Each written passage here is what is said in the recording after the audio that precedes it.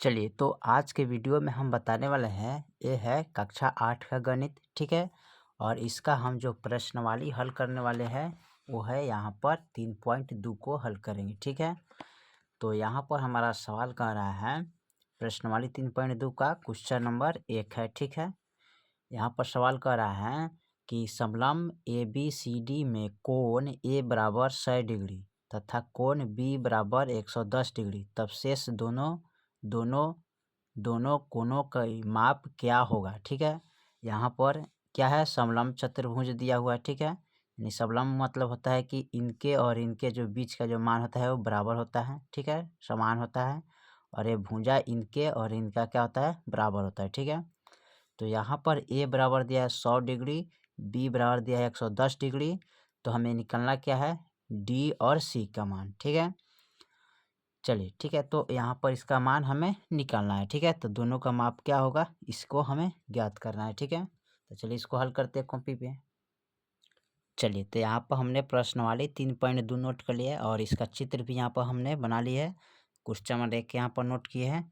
तो चलिए इसको हम लिखते हैं, लिखेंगे हम जानते हैं कि समलंब चतुर्भुज क्या है, समलंब। तो यहाँ लिखेंगे समलंब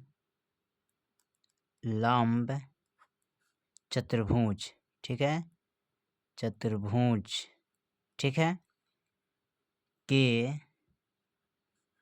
सम्मुख कोण, ठीक है, सम्मुख कोणों का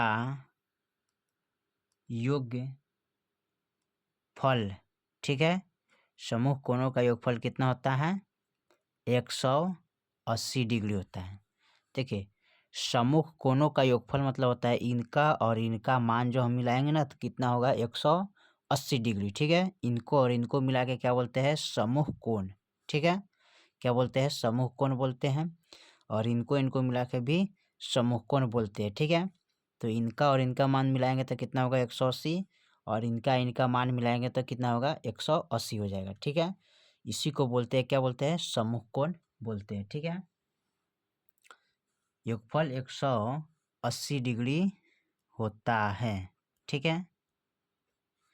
चलिए, अब यहाँ पर लिखेंगे कोण, ठीक है। यहाँ पर कितना दिया है, ए, कोण A प्लस कोण B यानी कि D, ठीक है, कोण D बराबर कितना होता है, 180 डिग्री। यानी सम्मुख कोण है तो A और D ये दोनों मिलाकर कितना होता है, 180 डिग्री होता है यहाँ पर, ठीक है। तो एक कोण A प्लस कोण D बराबर कितना हो गया, 180 डिग्री, ठीक है। चलिए 180 डिग्री हो गया, हमें इसका मान निकालना है, D का मान, ठीक है। तो यहाँ A का मान कितना दिया है, 100 डिग्री। तो यहाँ पर लिखेंगे इसका मान 100 डिग्री प्लस कोण D बराबर 180 डिग्री, ठीक है। अब इसमें करना क्या है, कोण यहाँ लिखेंगे, चूंकि A प्लस इतना बराबर इतना होता है, इसलिए कोण D बराबर, ठीक है, 180। ये प्लस में है तो बराबर का इधर लाएंगे तो माइनस में 100 डिग्री हो जाएगा, ठीक है। अब देखिए कोण D बराबर क्या हो जाएगा, घटाएंगे तो इसमें से कितना बचेगा, 80 डिग्री, ठीक है। यानी कोण D का मान कितना आ गया, 80 डिग्री, ठीक है। कोण D का मान कितना आ गया, 80 डिग्री। तो यहाँ पर लिख देंगे क्या, 80 डिग्री, ठीक है। अब हमको निकालना है C का मान, ठीक है। तो फिर इसी प्रकार लिखेंगे, चूंकि कोण B प्लस कोण C बराबर 180 डिग्री होता है, ठीक है। सम्मुख कोण, इसको क्या बोलते हैं, सम्मुख कोण बोलते हैं, ठीक है। इनको और इनको दोनों को मिला के क्या बोलते हैं, सम्मुख कोण कहते हैं, ठीक है। ये दोनों कोण को मिला के क्या बोलते हैं, सम्मुख कोण कहते हैं, ठीक है। तो कोण B का मान कितना है, 110 डिग्री प्लस कोण C के CA रह जाएगा 180 डिग्री बराबर में, ठीक है।